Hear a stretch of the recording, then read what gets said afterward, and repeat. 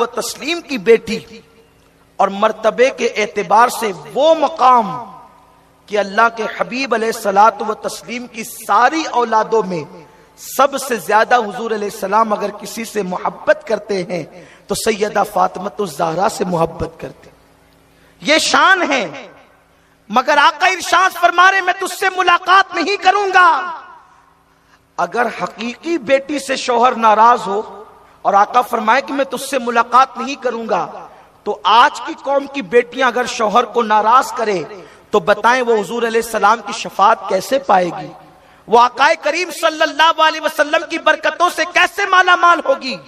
اس لیے اللہ کے حبیب صلی اللہ علیہ وسلم نے فرمایا اگر اللہ کے علاوہ کسی کو سجدہ کرنے کی اجازت ہوتی تو میں عورتوں کو حکم دیتا کہ وہ اپنے شوہر کو سجدہ کرے، لیکن اللہ کے سوا کسی کو سجدہ کرنے کی اجازت نہیں۔ آقا کریم صلی اللہ علیہ وسلم کے فرمان کا مفہوم ہے اگر زمین کے اوپر کسی جنتی عورت کو دیکھنا ہو تو اس عورت کو دیکھ لو جس سے اس کا شوہر راضی ہو۔ آقا کریم صلی اللہ علیہ وسلم ارشاد فرماتے ہیں اگر خاتون اپنے شوہر کی خوشی کے لیے بنتی سورتی ہے تو اس بننے سورنے والی خاتون کو اللہ رات بھر نفل پڑھنے سے زیادہ اجر و ثواب عطا فرماتا ہے۔ میرے پیارے آقا صلی اللہ علیہ وسلم کی کنیزوں، ایک حدیث مبارکہ کا مفہوم پیش کر کے اپنی گفتگو کو سمیٹ لوں۔ دیکھو آج کل عورتوں کا حال کیا ہے، عورتوں کی کیفیت کیا ہے۔ شوہر کے آنے کا وقت ہو جائے تو عورتیں سر کے بالوں کو یوں کر لیں جیسے کہ کوئی اجڑا ہوا گھونسلہ ہو، نہ سر کے بال سنوارے، نہ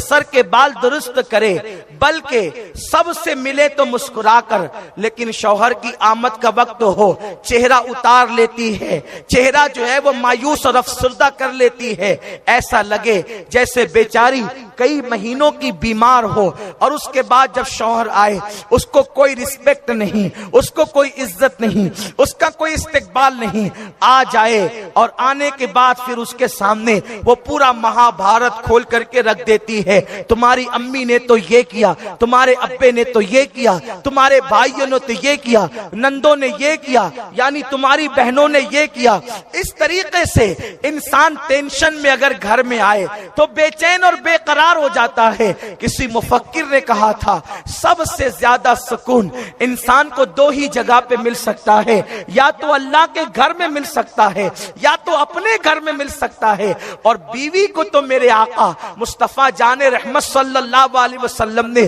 دلوں کا سکون قرار دیا ہے، بلکہ قرآن میں بھی اللہ تبارک و تعالی لِتَسْكُنُوا إِلَيْهَا فرما کر عورتوں کو مردوں کے لیے سکون کا ذریعہ قرار دیتا ہے۔ وہ بیوی ہونے کا حق ادا نہیں کر رہی ہے جو اپنے شوہر کے لیے سکون کا ذریعہ ہے۔ اے خاتون جنت کی کنیزوں، یہ سب تم کہاں سے سیکھ رہی ہو ہمیں پتا ہے، یہ سب تم سیریلوں سے سیکھ رہی ہو، یہ سیریل وہ سیریل وہ سیریل، یہ سارے بدتمیز لوگ اور بدترین لوگ تمہیں اپنے شوہر سے بغاوت سکھاتے ہیں۔ یاد رکھو میری بہن، اگر تمہارا شوہر تمہاری حق تلفی کرے تو تم اس کے ساتھ محبت سے پیش آؤ، پیار سے پیش آؤ، اس کے حق ادا کرو، اللہ اس کے دل میں تمہاری محبت پیدا کر دے گا، تمہارے لیے پیار پیدا کر دے گا۔ یاد رکھیں سیدہ فاطمہ الزہرا کی زندگی پڑھو، ام المومنین اما عائشہ صدیقہ کی زندگی پڑھو،